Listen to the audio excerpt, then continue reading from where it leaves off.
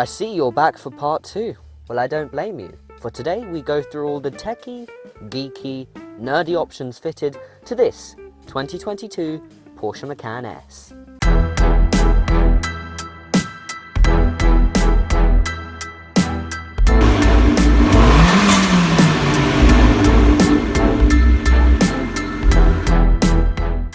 What have we got then? Let's start off with the drivetrain and chassis options. As standard, all Macans come with a 7-speed PDK gearbox, which I will now attempt to pronounce the full name of. Porsche Doppelkupplung Doppelkupplung DOPPELKUPPLUNG Doppelkupplung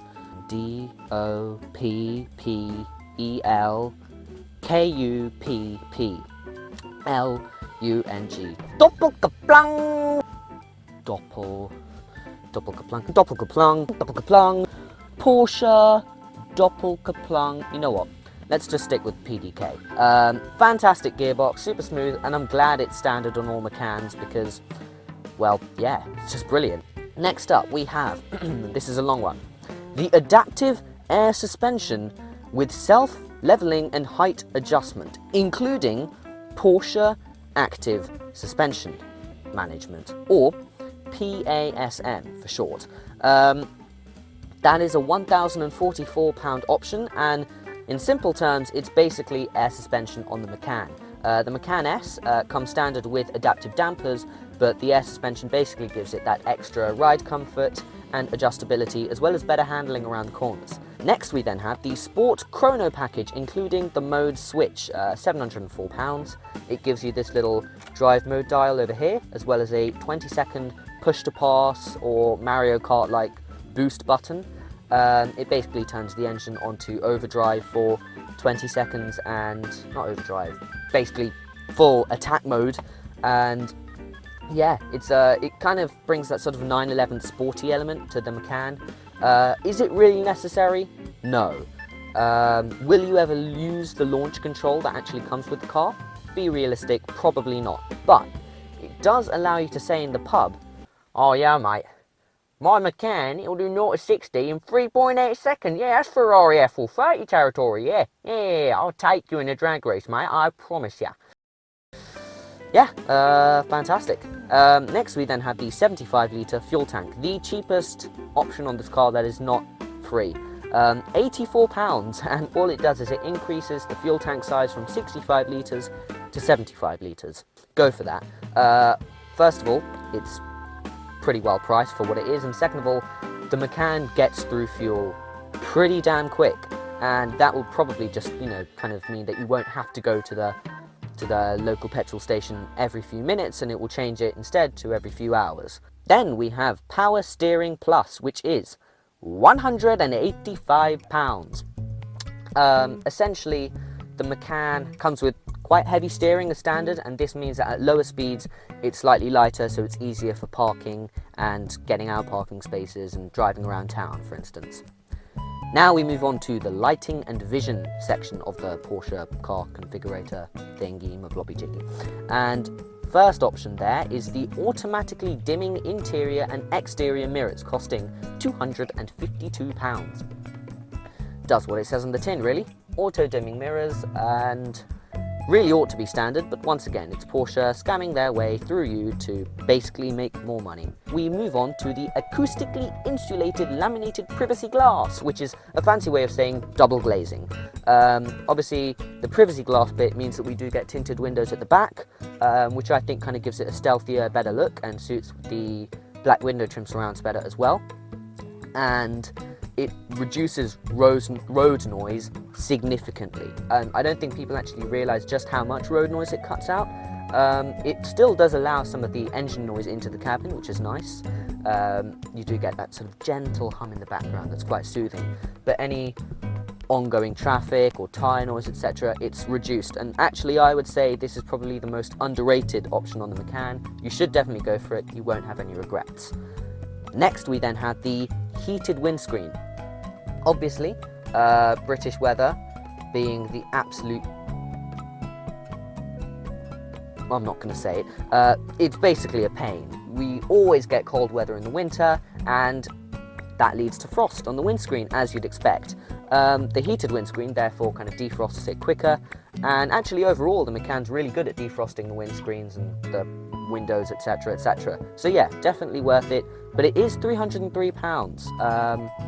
I'll let you decide whether that's worth it or not. Did I mention the double glazing cost? That's £1,049. Yeah. Then we have the comfort and assistance systems. First of all, the reversing camera and surround view camera. As standard now, the Macan does get the reversing camera, but when we optioned it back in July 2021, not even that was standard. But thankfully, because it's standard, you just need to pay for the surround view on top of that, which is £522. It's a big car. It's a big car, guys and girls, and I think you should go for it. You won't have any regrets. It makes parking a lot easier. Anyway, after that, we have got the most pointless option ever fitted to this Macan, and the most pointless option ever offered by Porsche in the history of mankind. The self-steering park assist. It cost £245, and yeah, it basically means you can steer yourself into a parking space. Would you like to guess how many times we have used this feature on the Macan? 5 times? 10 times? It's a bit less. 3? 2? 1? No. No times. We have used this not a single time in the year that we've had this Macan. It does get you 4 extra parking sensors on the corner of the car, which does sort of make parking a little bit easier, but with the surround view camera, it's not really necessary anyway. Next up, the speed limit indicator. Obviously, this being a car that's capable of doing 161 miles per hour, this is a good option to have to reduce those speeding tickets. And it basically comes up with a little dial on the digital driver's display to tell you what the speed limit is on the road that you're doing.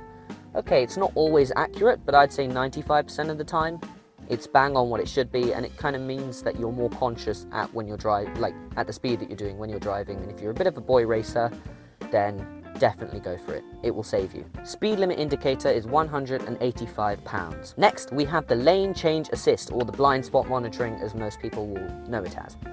It's £413 from that, and for that you get on the wing mirrors a little light to tell you when there's something in the lane next to you that you can't see.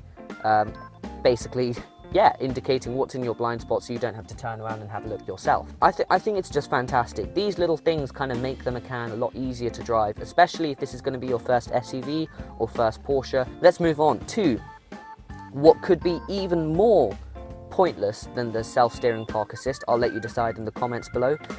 Lane keeping assist, £413.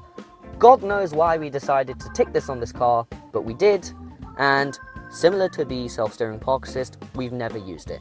I think it was Dacia, the CEO of Dacia, who said that we don't offer lane keep assist on our cars because the first thing people do when they have it is turn it off. And we paid £413 for this option that we never turn on. Yeah. Do you really need it? It does kind of keep you in lane, and you can change how aggressive it is. If you can't steer a car in between the lanes, then you shouldn't be driving the car in the first place. After that, we have the adaptive cruise control. £606, and definitely, despite a couple of the mishaps that we have had with this, which you can find out more about in my initial thoughts video, it's definitely well worth it from a safety perspective and a sort of easy to drive perspective. It gets you Porsche active safety, which means that if there's like a pedestrian crossing the road or a car that suddenly swerves into your lane, it will apply the brakes automatically. And obviously, it means you can take your foot off the accelerator and it will stay in maintained distance with the car in front, perfectly fine. So yeah, definitely a brilliant option, makes driving a lot easier, and I would highly recommend it. Finally, we have the final option fitted to the Macan under the audio and communication section of the configurator, and it is the £834, well worth it, Bose surround sound system. Yeah. I mean, a lot of people say that the Bose isn't actually that good. It's not much of an upgrade against the standard 150 watt stereo system that you get with the Macan. This is a 660 watt stereo system, but I think it's brilliant. You know, you've got good rich bass. You can sort of obviously adjust it on the equalizer if you want more mid-tones, etc. And I think it gets you 14 speakers around the car, and it gives you that kind of more surround, more immersive experience. which is brilliant. You can pay over £3,000 for the Burmester sound system. Obviously, that's fantastic, don't get me wrong. But it's over £3,000. And despite the fact that this Bose added a waiting time for this car, I would say it was 100% well worth it. If you're not so sure, obviously go to the dealership yourself and check out this option. Play what kind of tunes that you usually listen to, and then I think you can kind of make that decision for yourself. But from my perspective, it's brilliant. You're probably wondering how much all the options, including the ones from the previous video, total up to. Well, it is £10,712. Yeah, we spent over 10 grand on options on the Macan. Some would call us idiotic. Here's, from my perspective, why this kind of makes sense, right?